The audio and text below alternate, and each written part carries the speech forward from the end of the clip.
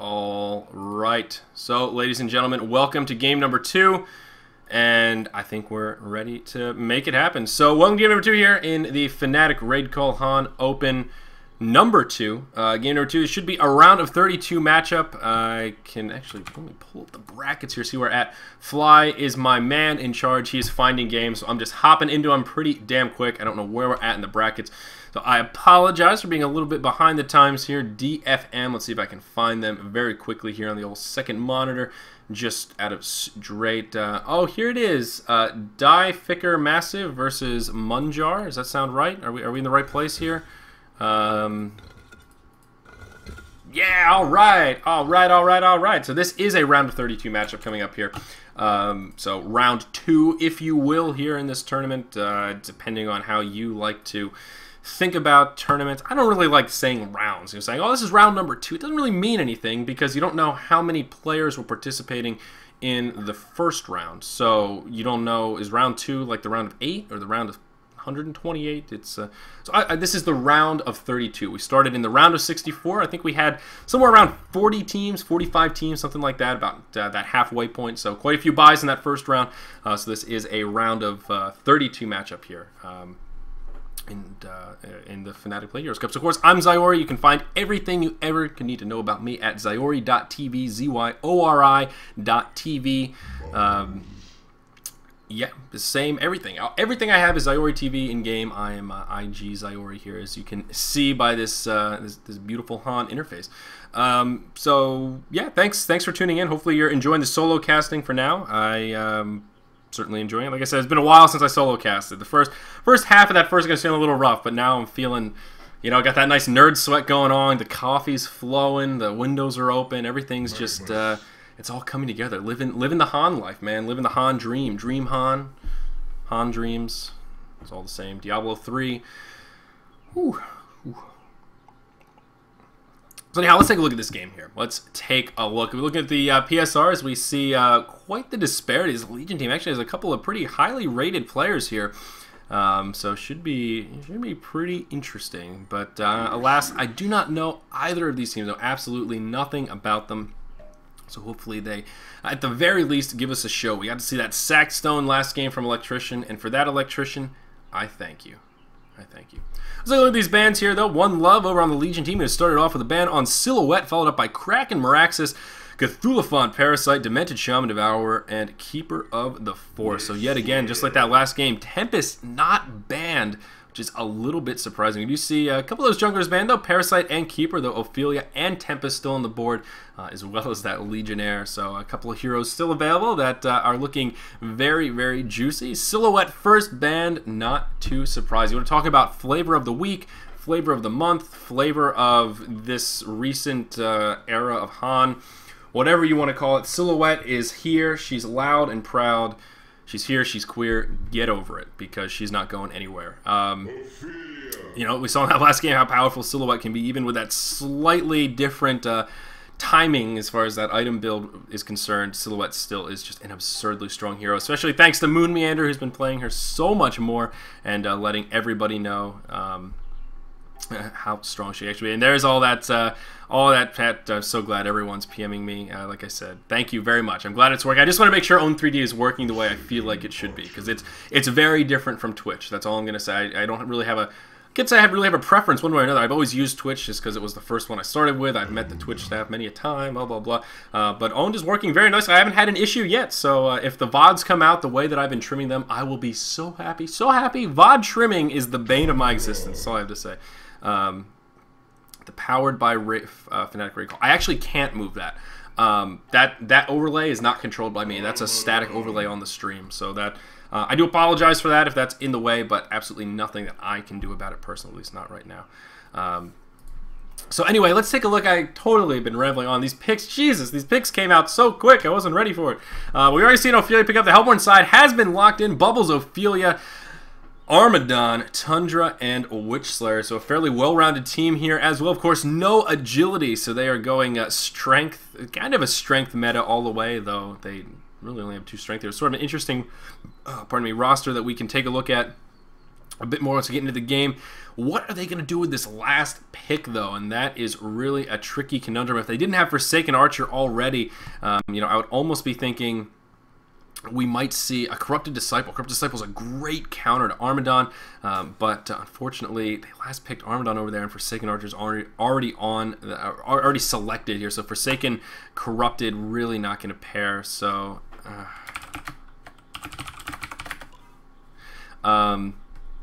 really not going to work so well. So I'm not really sure what they're going to pick here. I'd love to see a jungler. I think Tempest would probably be the best pick in this scenario. It's kind of all I've got here. I mean, there's still a lot of good here. I mean, wow, this drafting is actually really interesting. A lot of good heroes. I mean, Nymphora Pebbles is still on the board. Electrician on the board. Jerizaiah, Tempest, Hag, Magebane. There are some absurdly strong heroes still available, but alas, they are going to last pick Electrician, which is kind of an interesting choice. You know, with this draft that they have going on here, one of the problems is they didn't really set themselves up to have a lot of options in that last pick. You know, looking at their lane combos, you know, probably going to be a Forsaken Magmus and God, I don't know how they're going to lane this. A Forsaken Magmus, a Luna Glacius, that doesn't make much sense to me. But regardless, they don't really have any of those huge solo lane heroes. So picking up Tempest last would have been great, sort of at first thought, but then you have to think, well, do they have two heroes that can solo effectively? And at least one, if not two of them, are going to have to be in a 1v2 situation. So, you know, the drafting, I would love to see a Hag pickup here, maybe a Hag Tempest combo. So I don't know. Going to be interesting, though. I'm really going to be curious to see how they end up laning this. I'm going to assume it's going to be a solo Electrician. I mean, I can't imagine what else it would be, looking at their heroes and how, you know, who else they would have solo. But how are they going to pair this up? I mean, is this going to be a game where we see an Aluna carry? Are we going to see a Luna Magmus?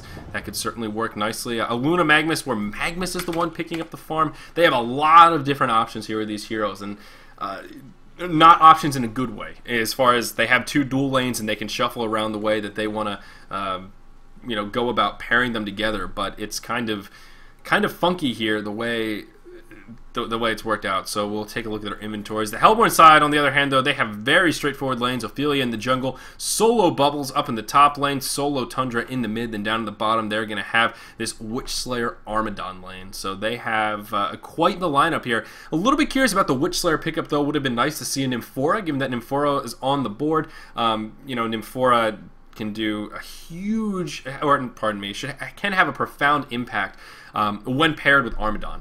Really can do. It's just an insane lane. Nymphora Armadon, Nymphora Pebbles are two of those lanes where you're just like, every time you go up against you just think, you just gotta scratch your head for a second and go, why the hell didn't we ban that? Because this feels a little bit broken.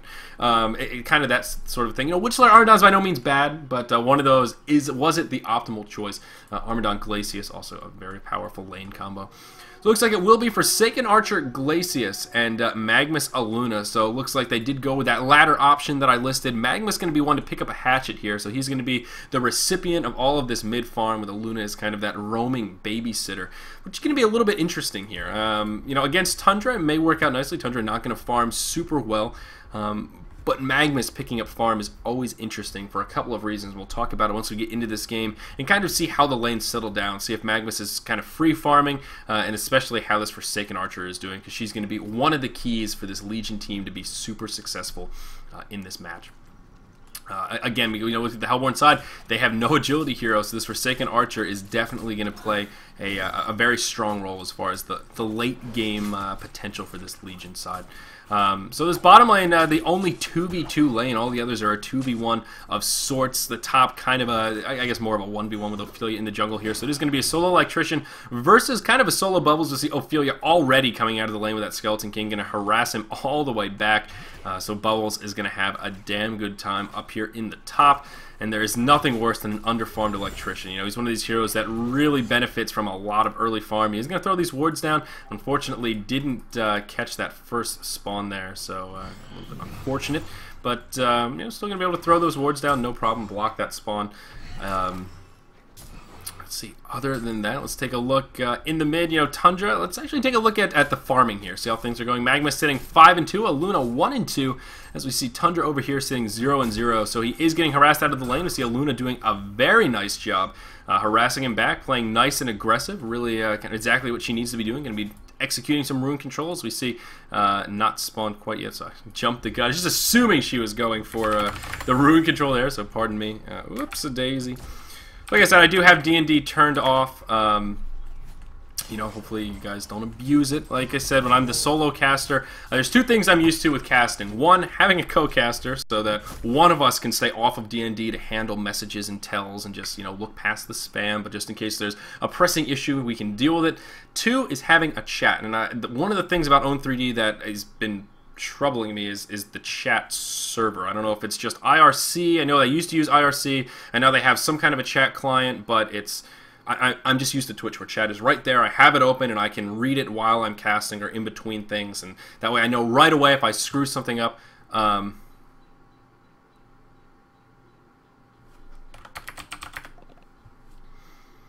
So yes, apparently their team name here. What was it? DFM. Yeah, I mean something offensive. That's unfortunate.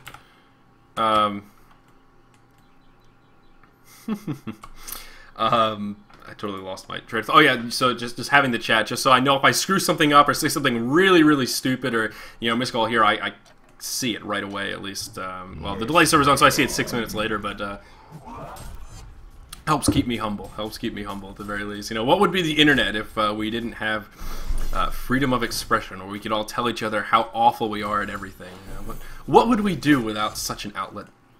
Probably be a much more violent society.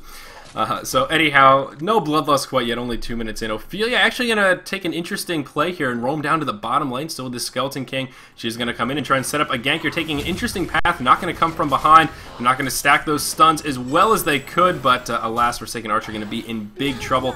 Armadon, oh man, with an interesting build here. We'll see Ophelia pick up that kill. And it looks like Glacius going to go down here as well, so kind of glad I held that thought for a moment. Armadon! Oh no, not going to be able to make it happen. Witchslayer going to throw a blind stun, a noble effort from Witchslayer, but unfortunately not going to connect. So you know, the thought that popped into my mind right in the middle of that engage there was Armadon's build, and looks like we might have to hold that thought again. Here's Ophelia in some trouble. There's the power throw from Aluna. Not going to be enough to take him out. We are going to see that Skeleton King get taken down, so kind of sacrifice from Ophelia there. But Armadon's build, going for level 1, level 2, having 1 point in Spine Burst and 1 point in Snot, is very, very strange. We see Ophelia roaming to the bottom, does open up that window for Electrician to start picking up some farm. Now sitting 6 and 2 against the 11 and 8 Bubbles. We see how much damage Electrician can do against Bubbles once he gets up in his face. As we noted in that last game, one of the reasons why Electrician is one of the strongest solo heroes in the game, especially against another melee, particularly powerful, but against a hero like Bubbles, we see here Bubbles is running a little bit scared. Electrician just trying to get aggressive, going to turn on that electric shield and harass as much as humanly possible. So, there it is, that grip going to come out, and Bubbles just going to take a huge amount of harassment. Look at that Electrician, just look at him go. He is ignoring the creeps, he doesn't even care, he is just going for that Bubbles. Anyhow, the point that I was making about this Armadon is going for the 1-1-0 to start things off. 1 point in Snot, 1 point in Spine Burst. And this is interesting for a lot. Even this build now going 1-1-1 at level 3 is very, very interesting. For a couple of reasons. One, you always want to level up Spine Burst as your main. I mean, that's your main damage dealing outlet. So you always see that as the primary for the most part. The build that's been popular as of late is 0440. Level 8, you have level 4 Armadillo, level 4 Spine Burst. I did not leave HoNcast. This is totally just a guest appearance thing. They needed someone to fill in. I got the approval from HoNcast. Breaky knows about it. Phil knows about it. They gave me the thumbs up. No problem. So that's actually, I'm glad you brought that up. It's a good question. I did not leave HoNcast. Just, you know, nothing else going on. So here we are. We already see, oh, Witchslayer going to be in some trouble. The double stun's going to come out, and there it is. He's going to fall one love on that Forsaken Archer. Going to pick up that kill. But anyhow, so you usually don't see Snot picked up that early. Some people would argue that Armadillo is one of the strongest passives in the game, hands down. I mean, 40% damage mitigation from behind. If you can control your hero properly, that's a huge amount of mitigation. But not only is it powerful for that damage mitigation, but also the damage return, because it adds, you know, it stacks those charges and starts putting out those spines. So the tankier you get, the more damage you take, the more spines you put out. On top of that is you want to save that mana, and when you get into one of those sticky situations, when they commit onto you, that's when that 0-4-4-0 build is so important. When they commit to trying to kill you, if you can turn your back and just start jamming that W as fast as humanly possible, those spines really start to add up. And usually at these early levels, especially if not paired with someone like Nymphora, you simply just don't have the mana pool to sustain spamming spines and snot at the same time. At these low levels, you just can't do it. Sometimes we'll see, oh, up in the top lane, pardon me, I saw some action, but I didn't think it would be a kill. Electrician going to get taken out here. My mistake for missing that one, ladies and gentlemen. Totally my bad. Still rambling on about Armadon down here. You just don't have the mana pool to sustain it. So sometimes we'll see him pick it up at level 6 instead of the ultimate, all sorts of different things. Maybe on the fly to pick up a kill. We saw it assisted in getting that Bloodlust kill very, very easily. It helped so much, but he was dry, and that's ultimately the reason why Glacius got away. If he could have spammed just one more spine, Glacius probably would have been taken down in that initial fight. So it's an interesting build. And now that he went 1-1-1, his spine burst is going to be slightly lower than it would have been, except now I think he's kind of back on par. No, you see level 5, and he's sitting on level 2 spine burst, level 2 armadillo. So this is a really unorthodox Armadon build that we're seeing here. And I'm going to be curious to see how it works out. I mean, they haven't been able to kill him quite yet, so you can't fault it. You know, it's certainly there is more than one way to do things. Just pointing out a difference from the norm. Certainly, that's the only differentiator we're making here. By no means is it good or bad. Well, by some means it's good or bad, but we're not here to quite make that call as much as just compare and contrast from things that we see quite frequently in other matches. I did have the GPM graph for quite some time, but interesting, we see no one really getting out of control, and that is good news for this Hellborn side because, again, they do not have a carry. So they're doing two things very nicely, staying on par with the #1 farmer of this Legion team and making sure the #1 farmer is not out of control. We see Forsaken Archer only at 250 GPM, and that really isn't too bad. You know, could be much worse. She's only picked up 1 kill, and they were able to take her out for that Bloodlust. And, you know, we talked about Magnus being the recipient of this farm in the mid lane, and this is kind of interesting how he's on par with Forsaken Archer.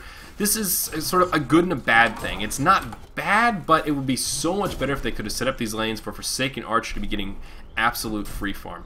You know, Forsaken Archer in this 2v1 or 2v2, kind of a 2v3 lane is not the best. And we see him getting engaged on. Bubble's going to roam down, going to throw that kelp field. Glacius is going to fall, which they're going to be willing to pick up that kill. And Forsaken Archer might actually be able to survive this. Is she going to be able to live to tell the tale? Luna going to come in with a beautiful stun. Is going to catch Witch Slayer. Bubble's going to throw that shell, and it is not going to connect with anything. So Forsaken Archer going to be able to survive. But this is not so good for Forsaken Archer's farming. We see just throughout that time she's dipped by about 20 GPM, and she really needs to be in a static farming lane, kind of like this Electrician. If they could rotate the Electrician and the Forsaken Archer, that would be hugely advantageous for this Legion side. Again, they just need to outlast. They need this game to go on for a long while. They need Forsaken Archer to pick up as much farm as possible while they're making that happen, and allow everyone else to take the brunt of that heat. And that's part of the reason why we saw Bubbles just now roam down to the bottom lane to leave the Electrician lane open. They did such a great job of shutting Electrician down early on. They're really not so worried. He's been free farming, still hasn't passed the 200 GPM mark. So Bubbles isn't too worried. He's going to come back to this top lane and still have a nice lead over Electrician. So it was a smart play from Bubbles to try and slow down that Forsaken Archer even more. Unfortunately, they weren't quite able to execute to pick up that double tap. But still, just one of those things. Again, even though Magma's now still in this mid lane, just free farming away. A lot of options for Magnus as far as item choices and how exactly he wants to play this. We'll probably see him end up going for a fast portal key after some Ghost Marchers, but time will tell. We see up in the top, Tundra going to roam up, and they may be able to set up a kill onto Electrician here. It's looking pretty promising, and oh, down he goes. Down goes Zvors. The purple Electrician there. So a nice little roam from Tundra. And the Hellborn team doing pretty much exactly what they need to be doing at this point. 9 minutes in, they're staying very, very active around the map. We've seen Tundra roam now. We've seen Bubbles roam. Witch Slayer going to be in a little bit of trouble. Actually, that volley not going to connect. So it looks like the Glacius freeze is going to come a bit too early. Now Armadon may be able to turn this around. Glacius does not have any cooldowns up. Forsaken Archer without a volley. And down goes Glacius. So perhaps this Armadon snot proving to be a little bit more worthwhile than we perhaps first thought it might be. At least I was a bit skeptical to start things off. But he is doing pretty damn well. His farm isn't out of control, but just looking at that hero kill situation, 1-0-2, he has certainly been doing very, very well, having the highest score of anyone in this game. You know, if you look at the kill assist to death ratio, it's pretty damn favorable here for good old Armadon. So the Hellborn side, like I said, doing exactly what they need to be doing, having this nice aggressive team. They need to keep the aggression on. I'd love to see them try and push some of these towers pretty quickly here as well. Ophelia, of course, a great tower pusher. Would love to see her try and get a little bit more aggressive on that front, but all things considered, Ophelia's been doing a pretty good job this game as well. Oh, my coffee is totally cold. That is just the most unfortunate. We see Tundra actually leading the way in experience per minute, so he's been doing a great job in this mid lane, as well as roaming around to the top, but just soaking up that experience. He had a 2v1 for most of the game, so great to see him doing well. Bubble's going to go ahead and engage on Electrician here. The Kelpfield going to come out. Is the follow-up going to be here? Is there an Avalanche up? There is, but there's not enough mana on Tundra. Magma's going to come in and channel that ulti, and they're just going to sacrifice Bubbles. We see Ophelia, as well as Tundra, just headed back to friendly territory. They do not want to mess with that. Interesting, we didn't see Tundra eat that power supply and then just try and interrupt the ulti from Magnus. That's sort of what I thought was going to happen there, but that was not the choice that he made. So he's just going to head back here. There he's going to use that power supply, which Slayer going to throw the stun, and nothing will become of it. Both sides just going to kind of head to their side of the river. So it's sort of a small play from Tundra that definitely would have liked to see him man up and at least just throw out the Avalanche. Maybe they could have turned it around onto Magnus. Who knows, but at least interrupting that ultimate may have been able to save Bubbles, at least delay it, give him an opportunity to maybe shell surf on out. So, again, I hate to be that guy that points out the negatives instead of pointing out the positives. Try to be as positive as possible, but uh-oh, there it is. The Avalanche going to come. Witchslayer actually going to throw his stun a little bit early, but oh no, he's going to throw the stun way too early, and Magnus is going to be able to survive. We're going to see a port come in, a beautiful stun from Magnus, hitting him just at max range, and they pick off Witchslayer. So again, a nice coordination play from Forsaken Archer as well as the Electrician to make that happen, but I have to say more of a small play from Witchslayer. If he had just staggered those stuns a little bit better instead of stunning on top of the Avalanche, they probably would have had the DPS to finish off Magnus, but they just didn't time those abilities quite right, and you know, I think Witchslayer paid the maximum price, his life. But all trolling aside, well done by the Legion's side. Very nice port from Forsaken Archer, but beautiful timing from Magnus. Like I said, he hit that stun right at max range, which can be a little tricky to do, at least with that kind of perfect timing for Forsaken Archer to come in and follow up. So very, very nicely done. Taking a look at the GPM chart now, though, it's looking a little bit more rough for the Hellborn side. They need to maintain an early lead in this game, and they need to really get further ahead here. They probably need to start grouping up pretty quickly here and start forcing some team fights. Force this Forsaken Archer to stop farming. Witchslayer going to get taken out again. It looks like the ulti from Ophelia going to come, but it is not going to be enough. Glacius actually going to come in with that ultimate, and that will be enough.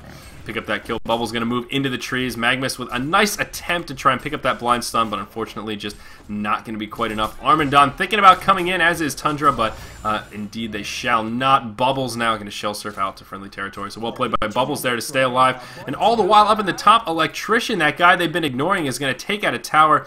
Continue free farming. So now Electrician's farm is about on par with everyone else on this Hellborn side, as we see Magnus and Forsaken Archer starting to pull ahead, which, as I mentioned a couple times now, is very, very dangerous. Ophelia is going to have to start pushing these towers very, very aggressively to try and make up for this deficit pretty quick, because they just don't have that scalability. And what's also interesting about their roster, by interesting I mean a little bit scary, is that they don't really have a hero that, although isn't agility, still has that scalability as a carry. You know, they don't have that Torture, they don't have that Hag, they don't really have someone with that great stat gain that can carry with enough farm. I don't know who's going to play that role. I mean, Armadon maybe a little bit, maybe, I mean, that's a really hard call to make.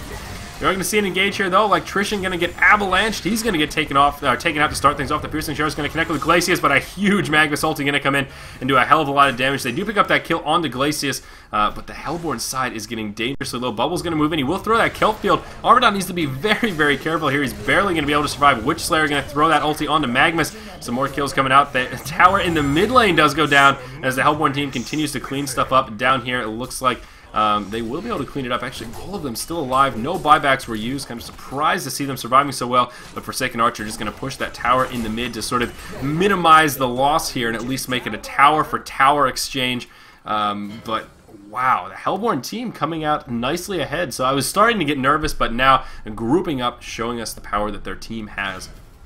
Again, that issue is very, very pressing. I think they're going to be coming up against a timer where their team is going to be tilted in the mid game. They're coming up to that point now where if we could just graph the peak of as far as power of these heroes in a game, they'd be just starting on. They're kind of halfway up the rise, getting close to that top. Not quite peaked yet, but getting there. You can kind of see that they're going to be peaking soon. This Legion team, although they do have some potential now, they're definitely a bit more later game focused. So I mean, I said before that engage, I think the HoN team needs to try and group up and really start forcing some team fights, and that's exactly what they did there and came out clearly victorious. But, you know, the crap that they need to be careful not to fall into here is to get too stagnant. You know, after a team fight like that, it's very easy to say to yourself, oh, great, we won a team fight, we got a tower, we're ahead now, which they certainly are, but they need to hang on to that lead. They need to take that lead and capitalize on it.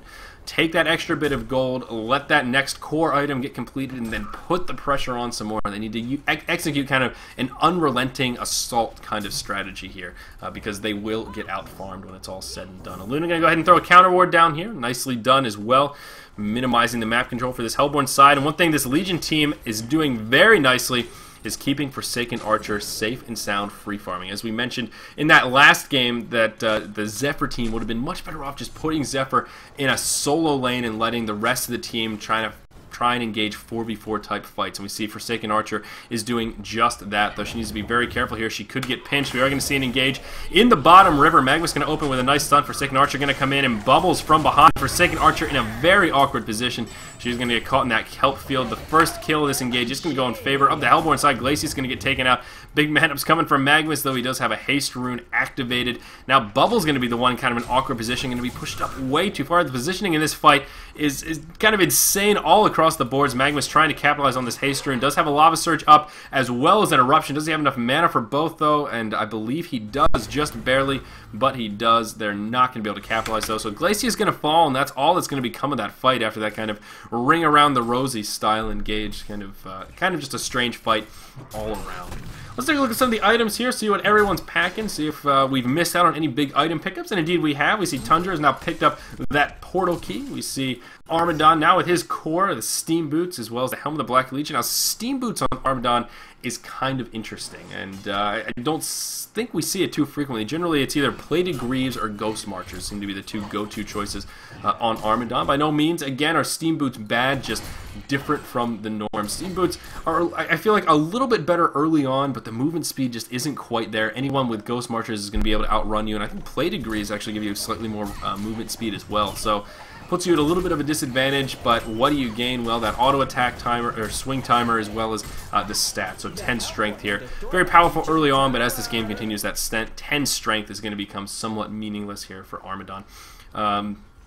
They are grouping up, though. The HoN team continuing to execute the plan as I so properly proposed. No, just kidding. Always good to toot my own horn a little bit. If I don't have a co-caster to make me giggle, I gotta make myself giggle a little bit at least. But they are grouping up and doing a very good job here. Tundra going to try and capitalize on that portal key. He's going to try and go in and drop that avalanche. He will get gripped by Electrician. Can he at least throw it down before he dies? And he does. Gets it off onto Electrician. Does not have enough mana for piercing shards. He did have a couple of charges, though, and definitely could have used that power supply. The rest of the fight, as I was tunnel visioning on Tundra, did not go well for this Hellborn side. Nearly a genocide coming out. Armadon, the only one left alive, and he is dangerously low. We may see Magnus try and connect with the Lava Surge, though he's just not going to have enough range here. Aluna will have a power throw. If Magnus can connect, this could be absolutely huge. He's going to pick up that regen rune, or pardon me, the Invis rune, but not going to follow up. So very well done by our Legion side defending that tower. Tundra definitely overcommitting. A nice reaction from Electrician to interrupt that avalanche to really mitigate the engage, but not the best engage attempt from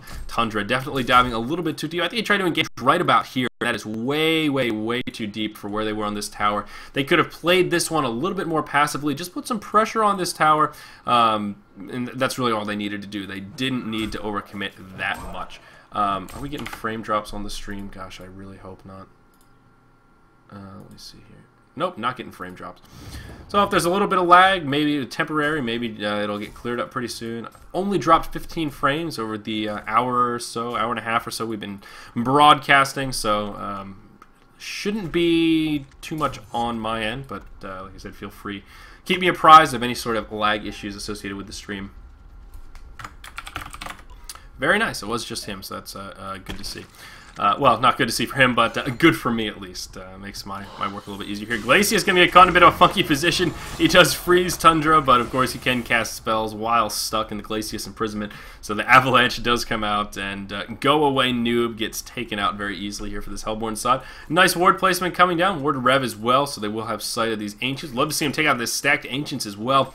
That's one thing we haven't really talked about yet in this cast, but I think is really important to note that we've been touching on in an increasing frequency on HoNcast and various other outlets, is the importance of Ancients and the difference between good support, the difference between a support that just runs around and plants wards and tries to avoid death, and a really good experienced support is stacking. A really good experienced support player will know when to stack camps and capitalize on it very effectively. If you watch TDM play, you see they're constantly stacking and clearing the Ancients, and almost always clearing it when it's sitting at a 3 stack. That helps your carry farm so much if they can. If you think of the map like a circle and they rotate their farm around, just stop by triple stacked Ancients and you know, burn some mana, maybe a couple cooldowns, a couple of ultimates to kill that triple stack. If your carry can pick up most of those kills, that's just such a huge influx of gold that's so important.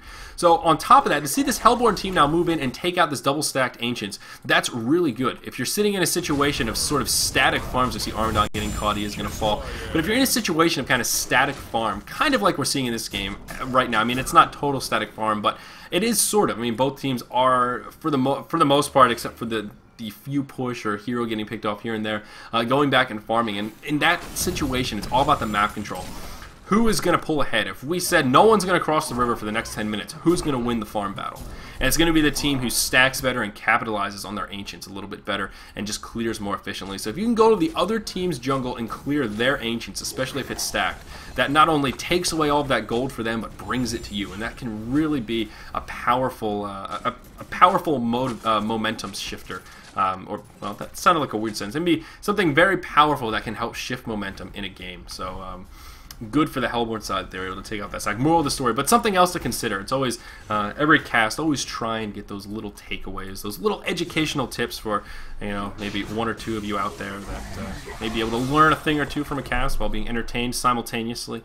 Always great. It's a very efficient use of one's time. We do see Glacius getting taken out yet again, setting him at 1-7 now, which is so unfortunate. Glacius is really not having the best game. Of course, you know, with supports, the ticket is also just not dying. Positioning yourself appropriately so you don't get caught out, very important as well. Yeah, it kind of goes without saying, but still, it's another thing to point out.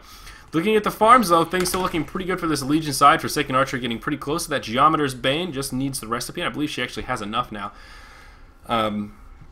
So that is definitely good news. Magnus now with the portal key, also level 12. The key thing to note here with Magnus picking up that farm is the experience. He has that level 2 ulti mixed with the portal key is really huge. If he was only level 8 right now, that ultimate really wouldn't do too much damage. But we see a lot of heroes on the Hellborn side still relatively low, level 2 still in the single digits, and you know, everyone else kind of on par with Magnus. Looking at the XP per minute, he's pretty high up there. You know, he's on par, and that's really important. That's going to make that ultimate do a lot more damage, make that portal key that much more useful.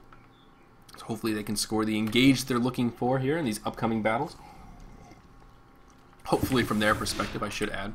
There it is. Magma's going to go ahead and engage with a Lava Surge here. Ophelia could be in a little bit of trouble, but no, the follow-up's not going to be there. The rest of this Hellborn team not quite there, not quite ready to go. But now Bubble's going to be in a little bit of trouble. Magnus does have a Haste Rune activated. Is going to use that Lava Surge to connect with Bubbles. Not enough mana for a Shell Surf. Does have that take cover, but it doesn't matter. Bubbles is going to get taken out, so Splitfire is going to get caught in a bad position, and it will be capitalized on. Very unfortunate there for the Hellborn side, and they're going to be forced back. They're all just going to retreat back to the base. They're not even going to try and engage it. So, though a little bit of a hasty engage from Magnus, still worked out nicely in the end, as he was able to capitalize that Haste Rune. So well done there. Again, the fact that this Legion team is ahead at all at this stage is not a good sign for their longevity in this match whatsoever.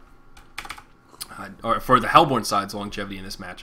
Again, is they just lack that scalability, and again, they just don't have a hero that really scales well despite not being an agility hero. You don't have to have an agility carry on your team to have that late game scalability, but all of these heroes are going to kind of drop off as this game goes on. We're going to see Witchslayer here. Ooh, could be in a little bit of trouble. Some wards of Rev coming down from Glacius, as well as a ward of sight of his own.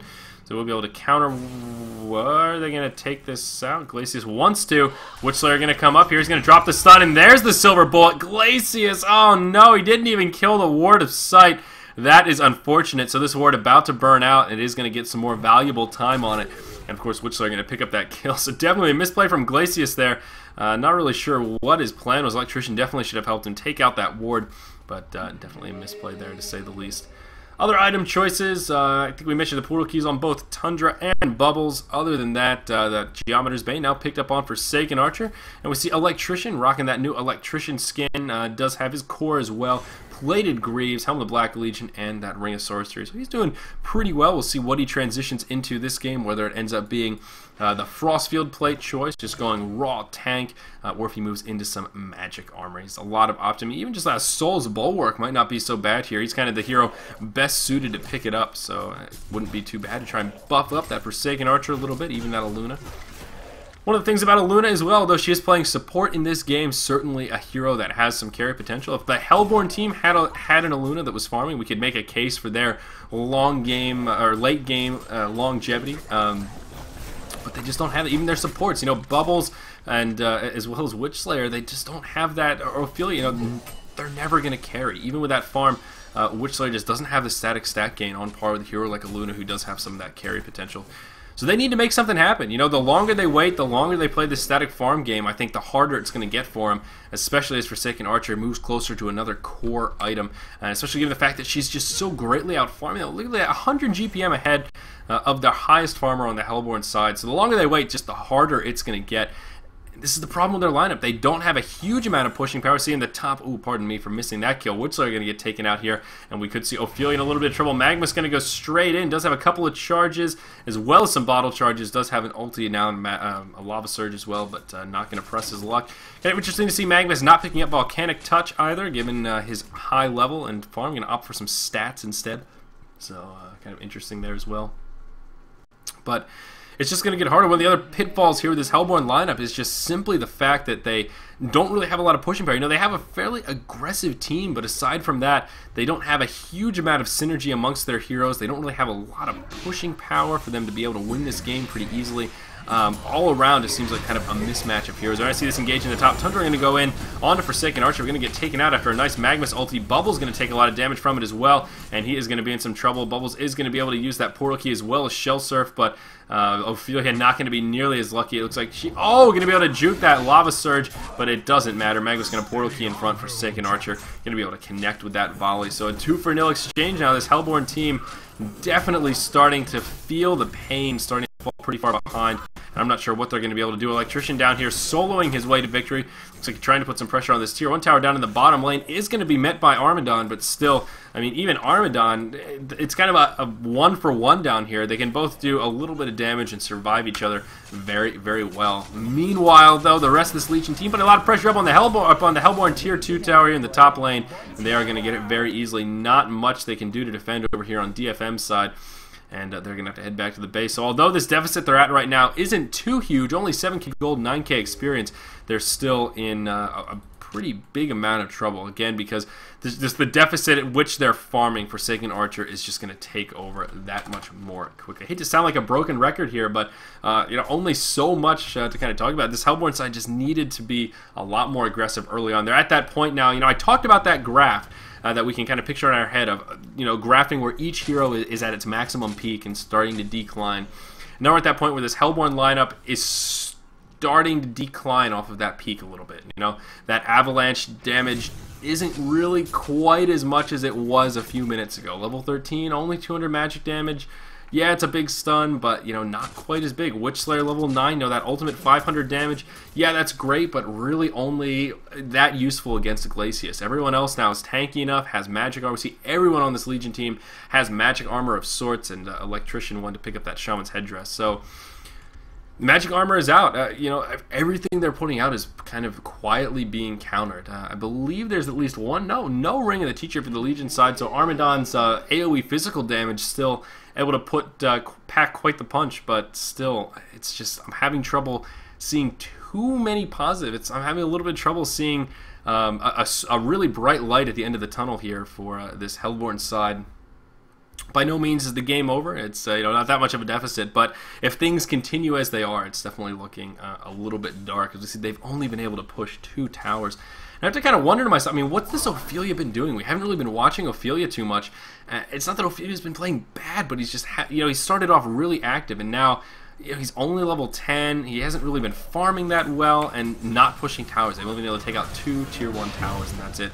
We do see this fight commencing, though. Armadon going to be in a little bit of trouble here. He's going to get caught. Magnus with a beautiful ulti. Ophelia will throw that heal to mitigate some of that damage, but still, I mean, Magnus just getting that huge ultimate off. He's going to catch a nice line stun on that Ophelia Witch Slayer combo, and they're going to get taken out. We are going to see Armadon and Tundra be the only 2 left alive. Looks like Tundra is probably going to fall. There it is. That volley going to connect. Will interrupt the port, and he's going to go down. Armadon, the only one left alive, but, I mean, it's Armadon.